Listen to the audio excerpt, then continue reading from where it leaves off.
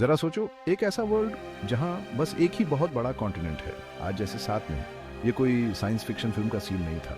ये हमारी धरती थी लाखों साल पहले। इस सुपर कॉन्टिनेंट को पेंजिया कहा जाता था, एक ग्रीक वर्ड जिसका मतलब होता है सारी जमीन। पेंजिया एक अजीब और अद्भुत जगह थी। इसके बीचों बीच रेगिस्तान फैले हुए थे, विशाल जंगल बाकी जगहों को ढांके हुए थे। इस एक ही जमीन पर घूमने वाले क्रीचर्स भी उतने ही असाधारण थे। लेकिन पेंजिया हमेशा के लिए नहीं था। धरती के अंदर शक्तियां काम कर रही थीं। ये शक्तियां आखिरकार सुपर कॉन्टिनेंट को तोड़ देती हैं। पेंजिया का टूटना धरती के इतिहास की सबसे महत्वपूर्ण घटनाओं में से एक है। इसने उन कॉन्टिनेंट्स को आकार दिया जिन्हें हम आज जानते हैं। इसने हमारे ग्रह पर जीवन के विकास को भी गहराई से प्रभावित किया। पेंजिया कैसे टूटा, ये समझने के लिए हमें धरती की संरचना के बारे में जानना होगा। धरती को एक बड़े से सेब की तरह इमेजिन करो। सेब की स्किन धरती के क्रस्ट की तरह है। ये ठोस लगता है, लेकिन ये असल में टेक्टोनिक प्लेट्स नामक बहुत बड़े टुकड़ों से बना होता है। ये प्लेट्स फिक्स्ड नहीं होते हैं। ये मेंटल नामक परत के ऊपर इधर उधर हिलते और धक्के मारते रहते हैं। इसे एक उबलते हुए सूप के बर्तन की तरह समझो। नीचे से निकलने वाली गर्मी सूप में बुलबुले और हलचल पैदा करती है।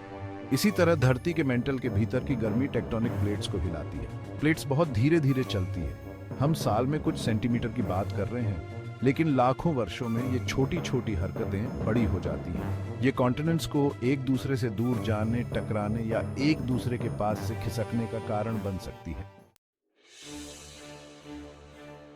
लगभग 20 करोड़ साल पहले पेंजिया में एक बहुत बड़ी दरार आ गई।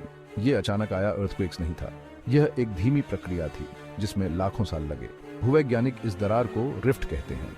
यह इसलिए बना क्योंकि धरती के भीतर गहराई में मौजूद ताकतों द्वारा पेंजिया के नीचे की टेक्टोनिक प्लेट को अलग अलग खींचा जा रहा था। आटे के एक टुकड़े को स्ट्रेच करने की कल्पना करो। आखिरकार यह बीच में पतला हो जाएगा और फटना शुरू हो जाएगा। पेंजिया के साथ भी कुछ ऐसा ही हुआ। जैसे जैसे दरार बढ़ती गई, धरती के मेंटल से मैग्मा ऊपर उठकर उस जगह को भरने लगा। यह मैग्मा ठंडा हुआ और जम गया, जिससे नई जमीन बन गई।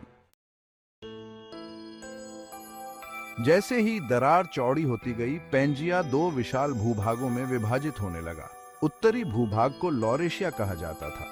इसमें वो शामिल था जिसे अब हम उत्तरी अमेरिका, यूरोप और एशिया के रूप में जानते हैं। दक्षिणी भूभाग को गोंडवाना कहा जाता था। यह दक्षिण अमेरिका, अफ्रीका, ऑस्ट्रेलिया, अंटार्कटिका और भारत से मिलकर बना था। पेंजिया का टूटना कोई साफ सुथरा ब्रेकअप नहीं था। यह एक मेसी डिवोर्स जैसा था। जमीन के टुकड़े टूट गए और अपने आप ही बह गए। अलग हो रहे महाद्वीपों के बीच के स्थानों में महासागर बनने लगे।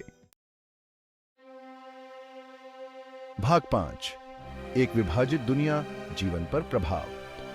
पेंजिया के टूटने का धरती पर जीवन पर नाटकीय प्रभाव पड़ा।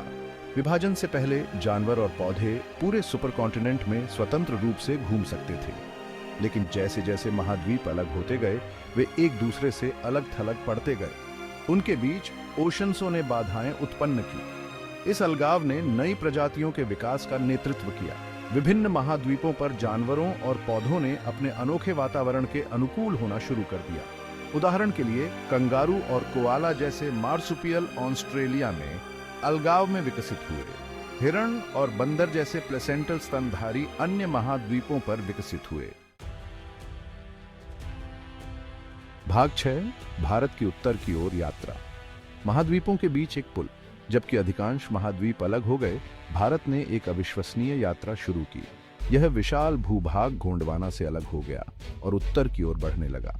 प्राचीन टेथिस महासागर में भारत की यात्रा लाखों वर्षों तक चली।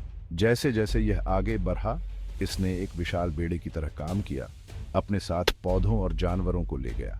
आखिरकार भारत एशिया से टकरा गया। यह टक्कर इतनी शक्तिशाली थी कि इसने हिमालय पर्वत श्रृंखला का निर्माण किया, जो धरती पर सबसे ऊंची है। इस टक्कर का एशिया की जलवायु पर भी गहरा प्रभाव पड़ा। इसने मानसून के मौसम का निर्माण किया, जो इस क्षेत्र में कृषि के लिए बहुत महत्वपूर्ण है। भाग 7, पहाड़ उठे, महासागर बने, धरती का आकार बदल गया। पेंजिया का टूटना केवल महाद्वीपों के अलग होने के बारे में नहीं था। यह अविश्वसनीय भूगर्भीय उथल पुथल का समय था। जैसे ही टेक्टोनिक प्लेट्स टकराईं, उन्होंने पर्वत श्रृंखलाओं को ऊपर धकेल दिया। हिमालय, एंडीज और ऑल्प्स सभी इस टेक्टोनिक गतिविधि के उत्पाद हैं। प्लेटों की गति ने विशाल ओशनसीय घाटियों का भी निर्माण किया। उदाहरण के लिए अटलांटिक महासागर का निर्माण तब हुआ जब उत्तरी अमेरिका और दक्षिण अमेरिका यूरोप और अफ्रीका से दूर चले गए। पहले से मौजूद प्रशांत महासागर अन्य प्लेटों के स्थानांतरित होने के साथ ही बड़ा होता गया। भाग 8। ज्वालामुखी का प्रकोप और अर्थक्वेक्स। धरती हिलती है। पैंजिया को तोड़ने वाली ताकतें अविश्वसनीय रूप से शक्तिशाली थीं। उन्होंने व्यापक ज्वालामुखी विस्फोट और अर्थक्वेक्स पैदा किए। ये घटनाएं अल्पावधि में विनाशकारी थीं, लेकिन उन्होंने ग्रह को आकार देने में भी महत्वपूर्ण भूमिका निभाई। ज्वालामुखियों ने भारी मात्रा में राख और गैसों को वायुमंडल में छोड़ा। इन विस्फोटों ने महत्वपूर्ण जलवायु परिवर्तन का कारण बना होगा। हालांकि उन्होंने मिट्टी में पोषक तत्व भी छोड़े, जिससे भूमि अधिक उपजाऊ बन गई। भूकंपों ने परिदृश्य को बदल दिया। उन्होंने पहाड़ और घाटियां बनाई। उन्होंने सुनामी, विशाल लहरों को भी ट्रिगर किया, जो तटरेखाओं को तबाह कर सकती थीं। भाग 9। अलग थलग। दुनिया। विकास नए रास्ते अपनाता है। जैसे जैसे महाद्वीप आगे अलग होते गए, प्रत्येक भूभाग पर पौधे और जानवर अलगाव में विकसित होते रहे। इसने दुनिया भर में अद्वितीय पारिस्थितिक तंत्रों का विकास किया। उदाहरण के लिए ऑस्ट्रेलिया में प्लेसेंटल स्तनधारियों की अनुपस्थिति में मार्सुपियल फले फूले। दक्षिण अमेरिका असामान्य जीवों की एक विस्तृत श्रृंखला का घर बन गया, जिसमें विशाल स्लॉथ और आर्मडिलो शामिल हैं। महाद्वीपों के अलगाव ने विभिन्न मानव आबादी के विकास की भी अनुमति दी। हमारी अपनी प्रजाति होमो सेपियंस पैंजिया के टूटने के बहुत बाद अफ्रीका में विकसित हुई। भाग 10। पैंजिया की विरासत, आज हमारी दुनिया। पैंजिया का टूटना एक धीमी और लंबी प्रक्रिया थी, लेकिन इसके प्रभाव आज भी महसूस किए जाते हैं। महाद्वीप अभी भी गतिमान हैं। वे धीरे धीरे अपने भविष्य के पदों की ओर बाच आ रहे हैं। पैंजिया की विरासत हमारे चारों ओर है।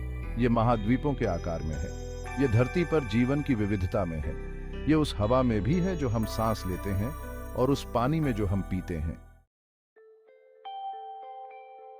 भाग 11। निष्कर्ष। एक कभी न खत्म होने वाली कहानी।